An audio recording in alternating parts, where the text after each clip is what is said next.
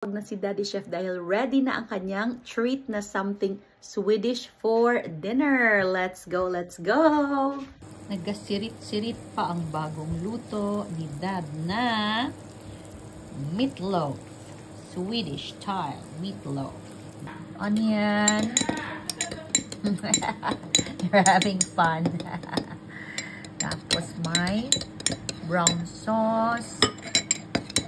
Brown pepper sauce na ganyan ang ilagay sa meatloaf. Ganyan ang kanyang paris. At waiting for the boiled potatoes. Ito ang paris ng meatloaf.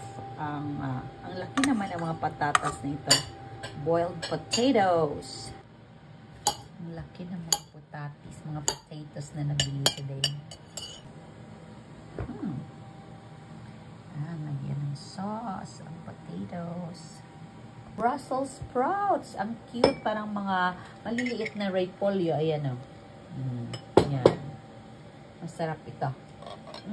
Yummy, yummy. The final touch is the lingonberry jam. Kain po tayo. Happy cooking and eating, and God bless us all.